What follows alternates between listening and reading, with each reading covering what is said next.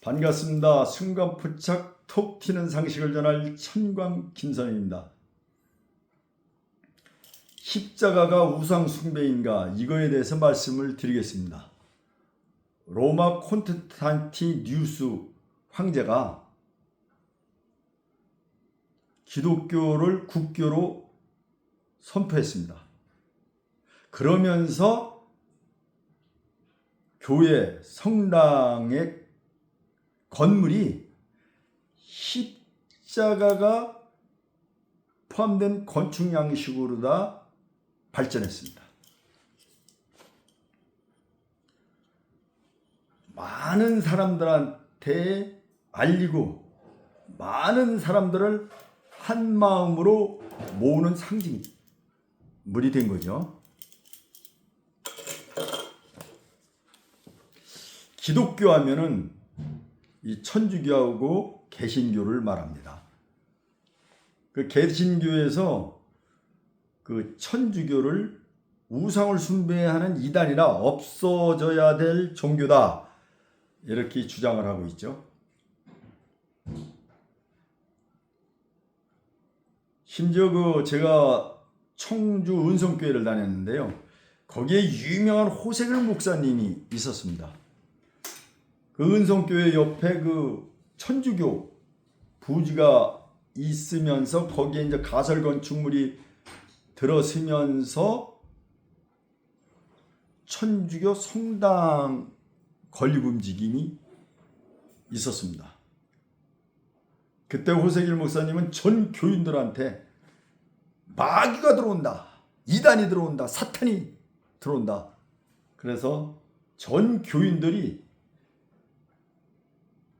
그 새벽에 그 부지를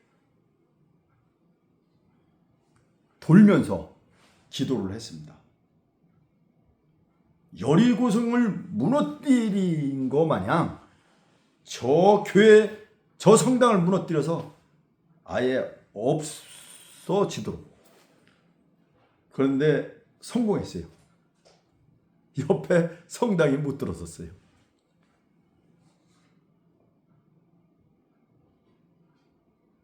철저히 배타적이죠. 그럼 십자가는 그러면 이거는 뭐 하나님이냐 공기냐 어떤 형상이냐, 이게 의문이 가죠. 그러니까 십자가는 사전적 의미는 어떠한가 한번 알아보겠습니다.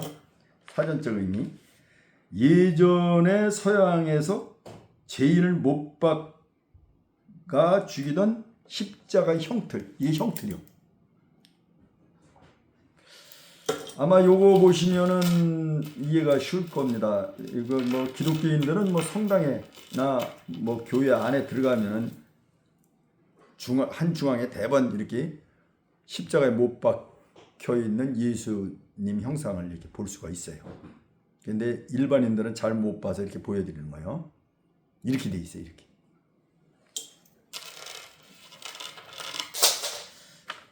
완전 형틀이죠. 그 다음에 이제 다른 의미는 기독교를 상징하는 십자가 모양의 표. 기독교를 상징하는 십자가 모양의 표, 그죠? 예수가 모든 사람의 죄를 대속하기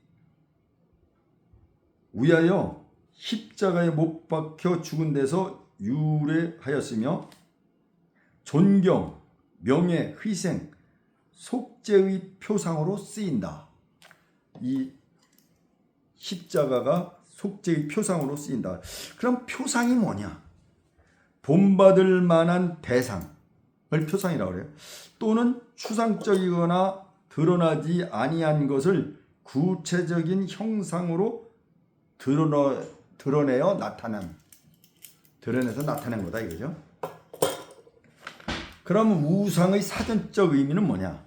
특정한 믿음이나 의미를 부여하여 나무, 돌, 쇠붙이, 흙 따위로 만든 형상.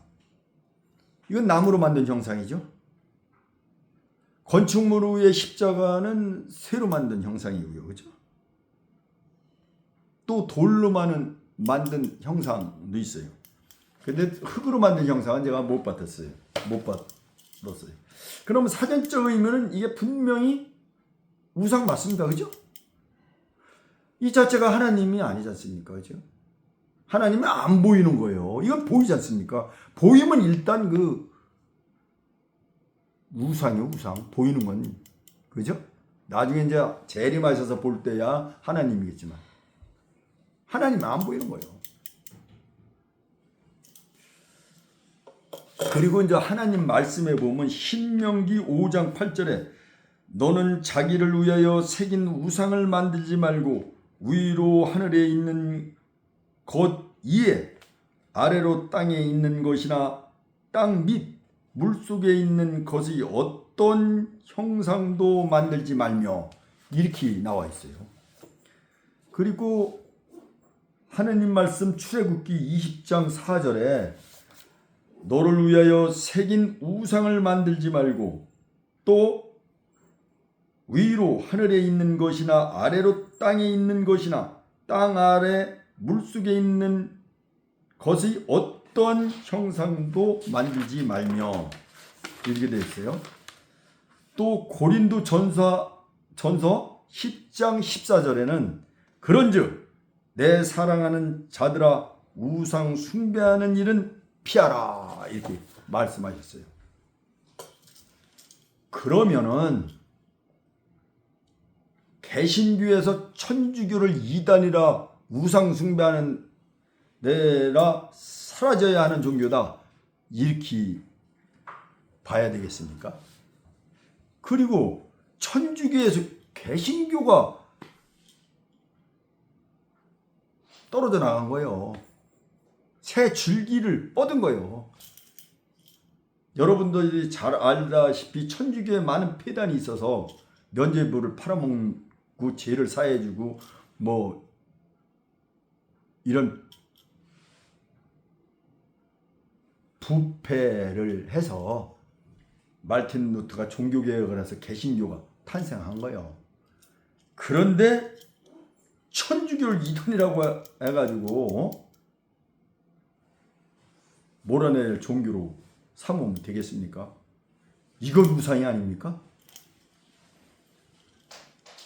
그런데 이제 종교인들은 이걸 우상으로 보면 안 되는 거예요. 왜 그러냐? 우리가 지금 우리나라만 봐도 그래요. 한글을 누가 만들었어요? 한글 창제를 세종대왕이 만들었지 않습니까? 세종대왕이 만들었는데 세종대왕에 대한 글, 동상이 없으면 세종대왕에서 알 수가 있겠습니까? 정확히 세종대왕을 알아야 감사함도 알고 위대함도 알고 그 사람 정신세계도 배워서 더 나은 문명의 꽃을 피울 수가 있는 거예요. 이순신 장군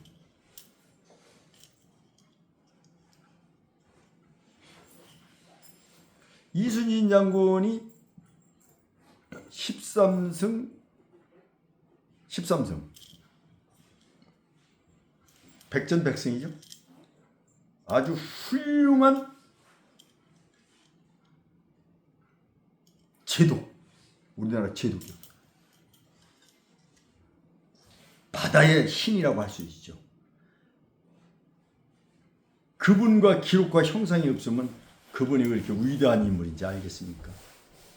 그분의 어떤 정신세계를 배울 수가 있겠습니까?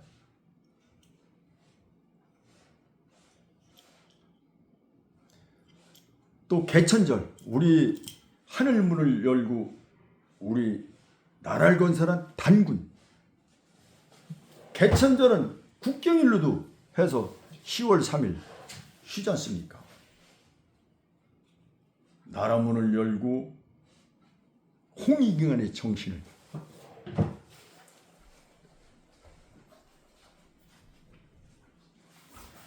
배우고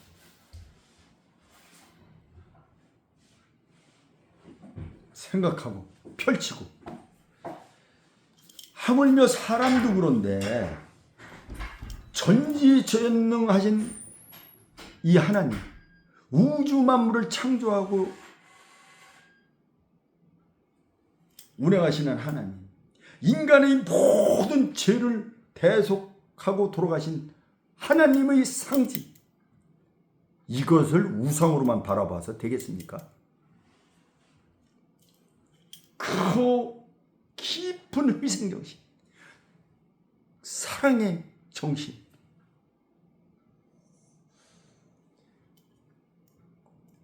호묘한 진리의 말씀, 그것을 우리가 배우고 따르고 믿으면서 이 사회의 빛과 소금이 돼야 할 것입니다.